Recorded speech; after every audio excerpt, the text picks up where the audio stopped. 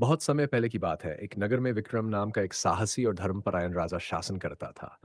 वह अपने राज्य में न्याय और धर्म की स्थापना के लिए प्रसिद्ध था। लेकिन उसी राज्य के जंगलों में भैरव भैरव नाम के एक क्रूर असुर का आतंक फैला हुआ था। भैरव न केवल निर्दोष लोगों को मारता था, बल्कि वह माता काली का उपहास भी करता था और खुद को सबसे शक्तिशाली मानता था। भैरव का अत्याचार भैरव ने कई तपस्वियों के यज्ञ भंग कर दिए, गांवों को लूट लिया और नगर के लोगों को डराकर उनसे बलि मांगने लगा। ये देखकर राजा विक्रम ने भैरव को रोकने का निश्चय किया। उन्होंने अपने सैन्य दल के साथ भैरव को चुनौती दी, लेकिन असुर की मायावी शक्तियों के कारण सेना हार गई। हारने के बाद भी राजा विक्रम निराश नहीं हुए। वह माता काली के एक प्राचीन मंदिर में गए, जहां उन्होंने कठोर तपस्या की और मां काली से प्रार्थना की। हे मां, अधर्म बढ़ रहा है, निर्दोषों पर अत्याचार हो रहा है। कृपया इस अन्याय को समाप्त करें और हमें आपकी कृपा प्रदान करें। मां काली उनकी भक्ति से प्रसन्न हुई और प्रकट होकर बोली, राजन, सत्य की राह कठिन होती है, लेकिन जो दृढ़ रहता है उसे मैं कभी पराजित नहीं होने देती। जाओ, धर्म और सत्य की रक्षा करो। मेरा आशीर्वाद तुम्हारे साथ है। राजा विक्रम दुगुनी शक्ति के साथ भैरव से फिर लड़े, लेकिन असुर ने अपनी काली शक्तियों से उन्हें फिर परास्त कर दिया।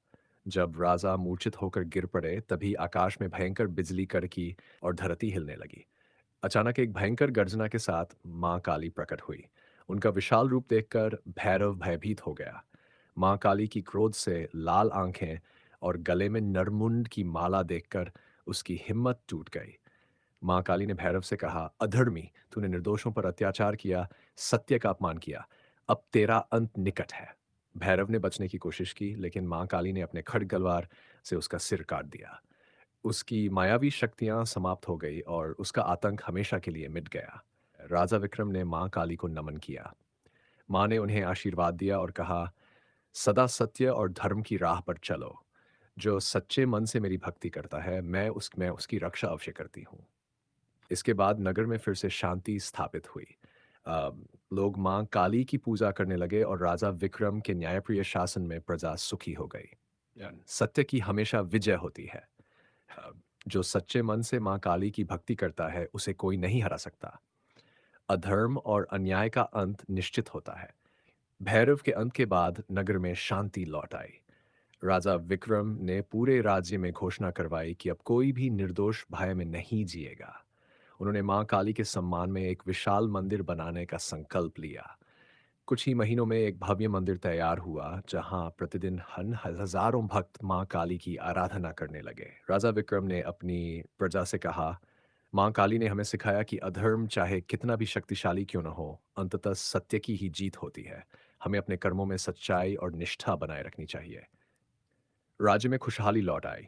फसलें अच्छी होने लगीं, व्यापार बढ़ा और लोगों के चेहरों पर फिर से मुस्कान लौट आई।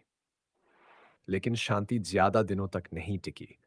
भैरव के मारे जाने की खबर जब पाताल लोक तक पहुंची, तो वहां का एक और भयंकर असुर, रुद्राक्ष, अत्यंत क्रोधित हो गया। रुद्राक्ष भैरव का बड़ा भाई था और काली शक्तियों का साधक था। उसने संकल्प लिया कि वह न केवल राजा विक्रम का अंत करेगा, बल्कि मां काली का अपमान कर अपनी शक्ति का लोहा मनवाएगा। रुद्राक्ष ने अपनी मायावी शक्तियों से पूरे राज्य में अंधकार फैला दिया।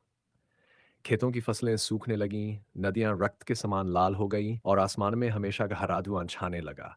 प्रजा फिर से भी भीत हो गई और राजा विक्रम के पास मदद के लिए पहुंची। राजा विक्रम समझ गए कि यह कोई साधारण विपत्ति नहीं है। उन्होंने अपने सैनिकों को तैयार किया और स्वयं मां काली के मंदिर में जाकर प्रार्थना करने लगे। रात के अंधकार में अचानक धरती कांपने लगी। एक विशालकाय आकृति प्रकट हुई। उसके 10 सिर और 20 भुजाएं, जिनमें अलग-अलग अस्त्र थे। उसकी आंखों से अंगारे बरस रहे थे।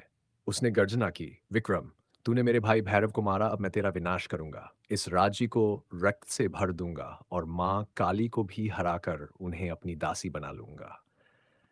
राजा विक्रम ने बिना डरे कहा, अधर्मी, मां काली को चुनौती देने का परिणाम तुझे भी अपने भाई की तरह भुगतना पड़ेगा।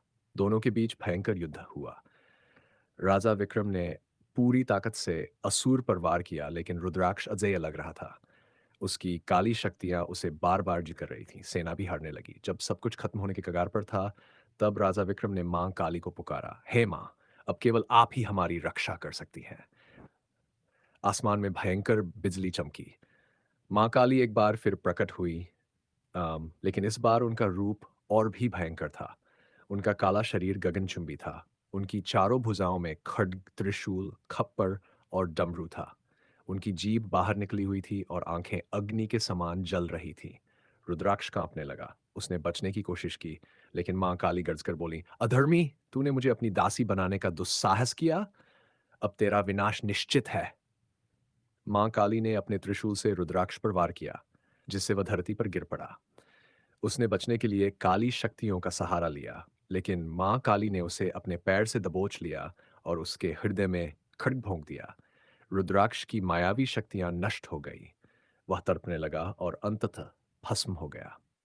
रुद्राक्ष के नाश के साथ ही राज्य से अंधकार मिट गया। नदियां फिर से स्वच्छ बहने लगीं, खेतों में हरियाली लौट आई और आकाश फिर से उज्जवल हो गया। राजा विक्रम ने मां काली के चरणों में शीश नवाया। मां काली ने उन्हें आशीर्वाद देते हुए कहा, हे राजन, जो भी सत्य, धर्म और भक्ति के मार्ग पर चलेगा, मैं सदैव उसकी रक्षा करूंगी। अब यह राज्य फिर से समृद्ध होगा। राजा विक्रम ने मां काली का एक भव्य उत्सव मनाने का निर्णय लिया, जिसे काली पूजा के रूप में हर वर्ष मनाया जाने लगा। ये परंपरा आगे चलकर पूरे भारत में प्रसिद्ध हो गई। सत्य और धर्म की राह कठिन होती है, लेकिन अंत में उसकी ही जीत होती है। जो अहंकार और अधर्म की राह पर चलता है, उसका अंत निश्चित होता है। मां काली सच्चे भक्तों की सदैव रक्षा करती है। फ़या, बुराई कितनी भी शक्तिशाली क्यों न हो, जब तक सच्चाई और भक्ति बनी रहती है, तब तक कोई भी उसे पराजित नहीं कर सकता।